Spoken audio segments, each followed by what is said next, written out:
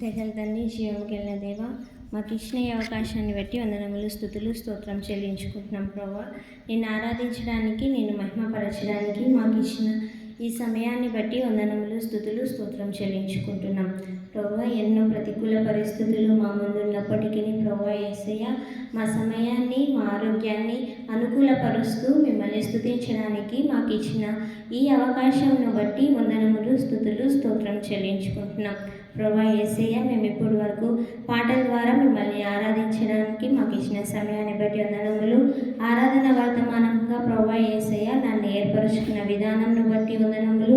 నిశ్చితమైతే తండ్రి యేసయ్య, మేము ఇక్కడ ఉన్న ప్రతి ఒక్కరూ ప్రభా యేసయ్య, ఈ మైక్ ద్వారా వింటున్న ప్రతి ఒక్క బిడ్డ ప్రభా యేసయ్య, నీ నిశ్చితమైతే తండ్రి యేసయ్య, నీ నోటి బూరగా నన్ను ఉంచుకోమని, నీ చిత్తానుసారంగా ఉండులాగున, నీ యొక్క మాటలు నేను చెప్పులాగున సహాయం దయ చూపించమని ఈ చిన్ని ప్రార్థన యేసునామం నడి వేడుకుంటున్నాం మా తండ్రి, ఆమేన్.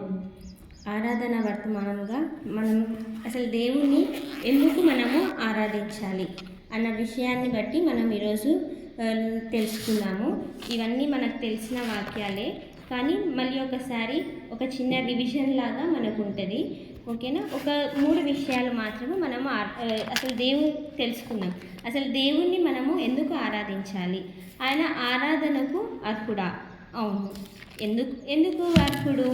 ఎందుకంటే మనము పాపంలో ఉన్నప్పుడు ఆయన మన కోసం వచ్చి, ఆయన మరణించి మరీ తిరిగి లేచినందుకు ఆయన ఆరాధనకు అర్హుడు. అదేవిధంగా మన ఎంతోమందికి లేని ధన్యతను ఇక్కడ మనం దేవుని సన్నిధానంలో కూడి ఆయనను స్తుతించడానికి మనకిచ్చిన ఈ సమయాన్ని బట్టి ఆయనకు ఆరాధించాలి. తర్వాత ఎంతోమందికి లేని అనారోగ్యము, ఎంతోమందికి అనారోగ్యంగా ఉన్నప్పటికీ మనకు దేవుడు మంచి ఆరోగ్యాన్ని ఇచ్చినందుకు మనం ఆయనను ఆరాధించాలి. అట్లా ఒక 3 విషయాలు ఈరోజు మనము ఆయనను ఎందుకు ఆరాధించాలి, ఆయనని ఎట్లా ఆరాధించాలి, కొన్ని మాటలను మనం ధ్యానించుకుందాము. రండి చదువుకుందాము. మత్తయి సువార్త 1వ అధ్యాయము 21వ వచనం. అదేవిధంగా లూకా సువార్త 2వ అధ్యాయము 11వ వచనంలో మనం చూసినట్లయితే, ఆమె ఒక కుమారుని కనును, తన ప్రజలను వారి పాపముల నుండి ఆయన రక్షించును. అంటే ఆయన లోకానికి ఎందుకు వచ్చినాడు అని అంటే పాపులను రక్షించడానికి. అదేవిధంగా లూకా సువార్త 2వ అధ్యాయము 11వ వచనం. లూకా సువార్త 2వ అధ్యాయము 11వ వచనంలో మనం చూసినట్లయితే, దావీదు పట్టణమందు నేడు రక్షకుడు మీ కొరకు పుట్టి ఉన్నాడు. అక్కడ మీ ఎవరు? పాపులే. ఇక్కడ మత్తయి సువార్త 1వ అధ్యాయం 21వ వచనంలో మనం చూసినట్లయితే, వారి పాపముల నుండి ఆయనే రక్షించును కనుక దేవుడు మన కోసం ఈ లోకానికి వచ్చినందుకు మనము ఆయనను ఆరాధించాలి. మనం ఏదో పెద్ద గొప్ప వాళ్ళమని ఆయన రాలేదు. మనం ఆయనని ఎక్కడో పైన ఉంచుతామని ఆయన రాలేదు.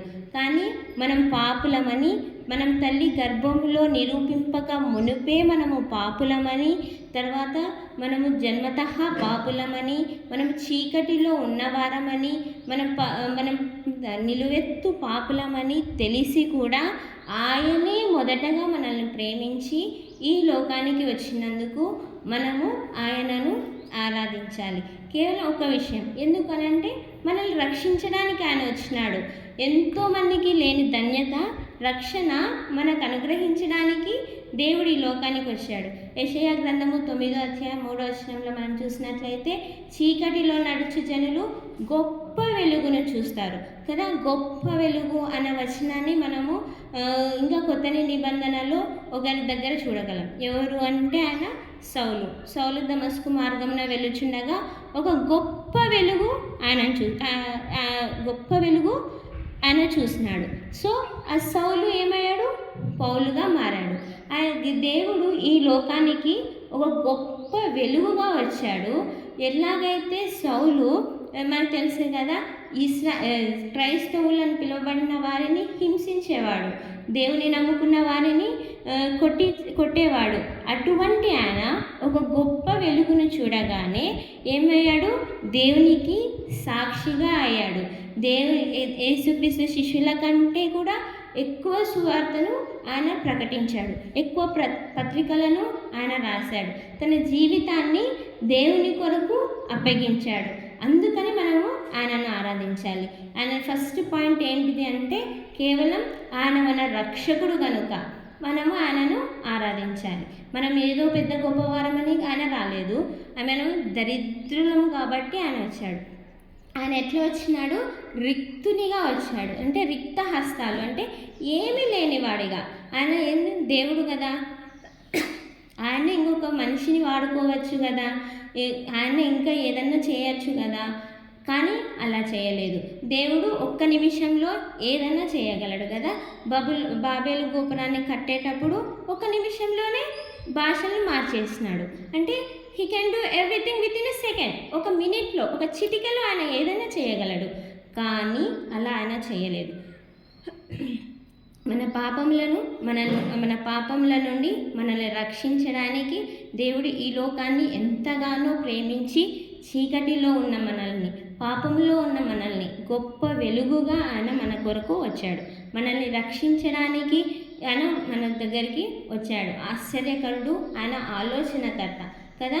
ఆయన యేసు అంటే రక్షకుడు, క్రీస్తుగా ఆయన లోకానికి వచ్చాడు, అంటే రక్షకుడుగా ఆయన ఈ లోకానికి వచ్చాడు. ఇమ్మానుయేలుగా అంటే మనకు తోడుగా ఉండడానికి ఆయన ఈ లోకానికి వచ్చాడు. అందును బట్టి మనము ఆయనను ఆరాధించాలి. రెండవ విషయంగా మనం చూసినట్లయితే ఆయన మన కొరకు సిలువ వేయబడి చనిపోయి తిరిగి లేచినందుకు మనము ఆయనను ఆరాధించాలి. ఏమి సిలువ వేయడం అంటే అదేమైనా పెద్ద గొప్ప విషయమా? దాన్ని బట్టి మనం ఆరాధించాలా అంటే అవును, ఆరాధించాలి. సిలువ అంటే ఒక్కొక్కరు ఒక్కొక్క మీనింగ్ చెప్తారు కదా.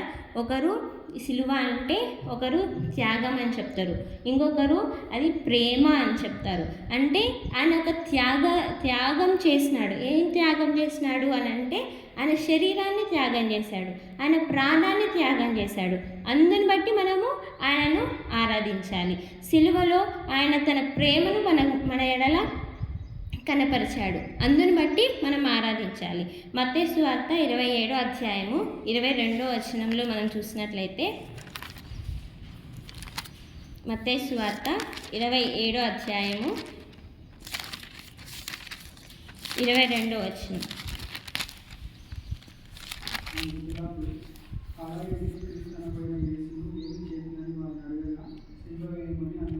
సిలువ వేయమని అందరూ చెప్పిరి.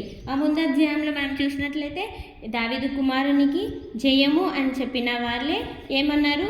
సిలువ వేయుడి అని చెప్పినారు. వాళ్ళకి తెలియదు అసలు సిలువ అప్పట్లో ఉండింది సిలువ, కానీ ఈ యేసుక్రీస్తు సిలువ వేయడం అనేది అదొక త్యాగం అని, అదొక ప్రేమ అని వాళ్ళకి తెలియదు. కానీ ఆయన సిలువ వేయబడినందుకు మనకేం కలిగింది? మనకు రక్షణ కలిగింది. ఆ సిలువలో ఆయన కార్చిన రక్తం ద్వారా ఆయన మనల్ని, ఆ రక్తం ద్వారా మనల్ని విలువ పెట్టి మనల్ని కొన్నాడు. అందుని బట్టి దేవుణ్ణి మనము ఆరాధించాలి. 27వ అధ్యాయము 28 నుంచి 37 వచనాల్లో మనం చూసినట్లయితే ఆయన్ని ఏం చేసినారు? ముళ్ళ కిరీటం పెట్టినారు.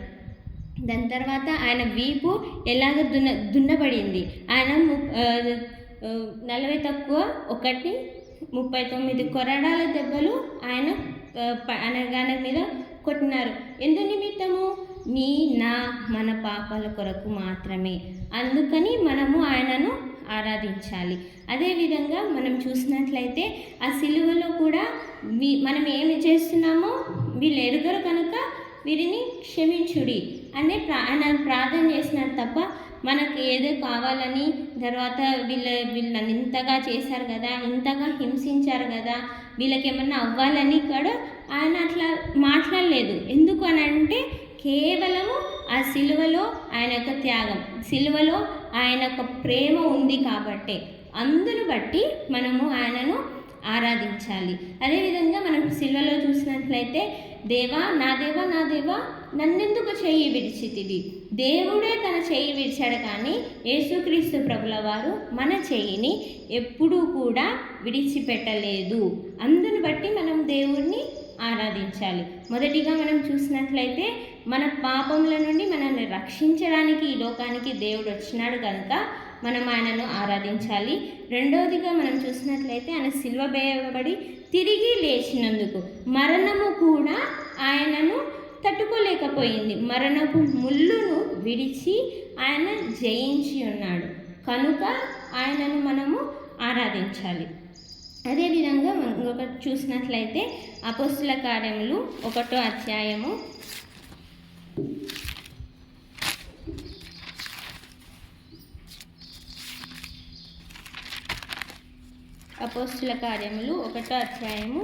9 నుండి 10 వచనాలు మనం చూసినట్లయితే, అప్పుడు వారి కన్నులకు కనబడకుండా ఒక మేఘం ఆయనను కొనిపోయేది. ఆయన నిలుచుండగా వారు ఆకాశం వైపు తేరి చూచుచుండి, ఇదిగో తెల్లని వస్త్రములు ధరించుకున్న ఇద్దరు మనుషులు వారి యొద్ద నిలిచి, వెల్లడైన మనుషులారా, మీరెందుకు నిలిచి ఆకాశం వైపు చూచుచున్నారు? మీ యొద్ద నుండి పరలోకమునకు చేర్చుకొనబడిన ఈ యేసే ఏ రీతిగా పరలోకమునకు వెళ్ళుట మీరు చూచితిరో ఆ రీతిగానే ఆయన తిరిగి వచ్చునని వారితో చెప్పాను.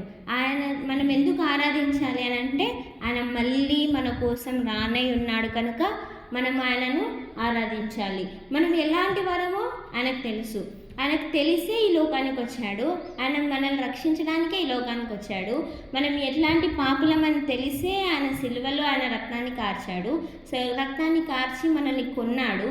మరి తిరిగి లేచాడు.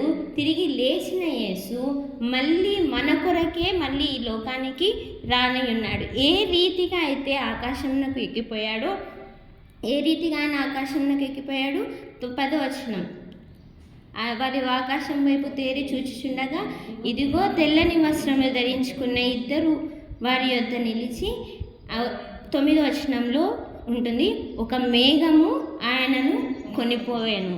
ఒక మేఘం ద్వారా ఆయన కొనిపోబడ్డాడు. ఇద్దరు తెల్లని వస్త్రాలు ధరించుకున్న ఇద్దరు మనుషులు ఆయన చుట్టూ ఉన్నారు. అంటే మేఘం అంటే ఆకాశంలో ఆయన ఎలాగైతే వెళ్ళాడో అదే ఆకాశం నుండి ఆయన కిందికి దిగి వస్తున్నాడు. ఎందుకు అని అంటే మన కోసమే. అందుని బట్టి మనము ఆయనను ఆరాధించాలి. ఒక దైవజనుడు చెప్పగా విన్నాను, ఆయనను ఆరాధించడానికి మనము సాకులేం ఎత్తుకొని అవసరం లేదంట. మనం ఒక మనుషుల్ని వాళ్ళని ఒకవేళ ప్రేస్ చేయాలనుకోండి, మనం కొన్ని సాకులు ఎత్తుకోవాలి. వాళ్ళు ఏదైనా మనకి ఏదైనా చేస్తేనే మనం వాళ్ళకి థ్యాంక్ యూ అనో, తర్వాత వాళ్ళ గురించి ఇతరులకు చెప్పడము అట్లా చేస్తాం కదా. కానీ దేవుని గురించి మనం ఆరాధించడానికి ఎటువంటి సాకులు కూడా అవసరం లేదు. దేవా, నాకు కళ్ళు ఇచ్చావు, దాన్ని బట్టి నేను ఆరాధించాలి. దాన్ని బట్టి కూడా మనం ఆరాధించాలి. ఎందుకనంటే ఎంతోమంది గుడ్డివారు ఉన్నారు కదా, ఎంతోమంది చూపు లేని వాళ్ళు ఉన్నారు. కానీ దేవుడు మనకి ఇచ్చాడు, దాన్ని బట్టి కూడా మనము ఆరాధించాలి. ప్రతి చిన్న విషయంలో కూడా దేవుణ్ణి మనము ఆరాధించాలి. ఒక 3 విషయాలు మనం తెలుసుకున్నాం కదా. ఒకటి ఏంటిది అంటే, మన పాపముల నుండి ఆయనే మనల్ని ప్రేమించి ఈ లోకానికి వచ్చినందుకు మనం ఆయనను ఆరాధించాలి. ఆయన సిలువ వేయబడి తిరిగి లేచినందుకు ఆయనను మనం ఆరాధించాలి. మూడవదిగా, ఏ రీతిగా అయితే కొనిపోబడ్డాడో ఆ రీతిగానే మనకు ఒక కొత్త భూమిని, కొత్త ఆకాశాన్ని, కొత్త రాజ్యాన్ని స్వాస్యముగా ఇవ్వబోతున్న, మనకు స్వాస్యముగా ఒక రాజ్యాన్ని ఆయన ఏర్పాటు చేసుకున్నాడు. ఆ రాజ్యంలోనికి మనల్ని తీసుకొని పోవడానికి ఆయన తిరిగి వస్తున్నందుకు మనము ఆయనను ఆరాధించాలి. ఇంతకంటే ఇంకా ఎవరు ఏం చేయగలరు? ఇంతకంటే ఇంకా ఏమన్నా చేయగలరా? ఎవరు ఏమీ చేయలేరు. ఎందుకంటే ఈ లోకంలో ఉన్న వాళ్ళందరూ కూడా అవసరానికి వాడుకునే వాళ్ళే. కానీ దేవుడు ఇంత గొప్ప కార్యాలు మన జీవితంలో చేసినందుకు ఆయనను మనము ఆరాధించాలి. ఆయనను ఆరాధించడానికి ఈ 3 పాయింట్స్ ఉన్నాయి. సరే, మరి ఆయనని ఎట్లా ఆరాధించాలి? యోహాను సువార్త 4వ అధ్యాయము 24వ వచనం. యోహాను సువార్త 4వ అధ్యాయము 24వ వచనం. దేవుడు ఆత్మ కనుక ఆయనను ఆరాధించువారు ఆత్మతోనూ సత్యముతోనూ ఆరాధించవలెను. దేవుణ్ణి ఆరాధించడానికి మనం 3 పాయింట్స్ తెలుసుకున్నాము. ఆయనను మనం ఆరాధించాలి. ఈ 3 పాయింట్స్ బట్టి మనం ఆరాధిస్తాం. మరి ఆయనని ఎట్లా ఆరాధించాలి అని అంటే ఆత్మతోనూ సత్యముతోనూ మనము ఆయనను ఆరాధించాలి. నేను బైబిల్లో చూసినట్లయితే నాకు 13 ఆత్మలు నాకు కనిపించాయి. దేవుని ఆత్మ, యెహోవా ఆత్మ, యేసు ఆత్మ, అబద్ధము ఆడో ఆత్మ, దురాత్మ, అపవిత్రాత్మ, అట్లా 13 ఆత్మలను నేను చూసినాను. నేను అన్నీ రాసుకున్నాను అనమాట. అంటే మనం ఎటువంటి ఆత్మ కలవారమై ఉండాలి అని అంటే దేవుని యొక్క ఆత్మ. దేవుడు ఒక ఆత్మ కనుక ఆయనను ఆరాధించు వాళ్ళు ఆత్మతోనూ సత్యముతోనూ ఆయనను ఆరాధించువారుగా ఉండాలి. రోమిలకు రాసిన పత్రికలో ఉంటుంది కదా, ప్రతి మనుష్యుడు అబద్ధికుడు కానీ దేవుడు సత్యవంతుడు కదా. ఆయన సత్యమై ఉన్నాడు, ఆయన మార్గమై ఉన్నాడు, ఆయన he's a way, the truth and the life. ఆయన మార్గము, జీవము, సత్యమై ఉన్నాడు కనుక ఆయనను మనం ఆరాధించేటప్పుడు ఆయనను ఆత్మతో ఆరాధించాలి, సత్యముతో ఆయనను ఆరాధించాలి. ఆయన దానికి అర్హుడు కనుక మనము ఆయనను ఆరాధించాలి. ఈ చిన్ని వాక్యాన్ని దేవుడు ఆశీర్వదించును గాక. ఒక చిన్న మాట ప్రార్థన చేసుకుందాం.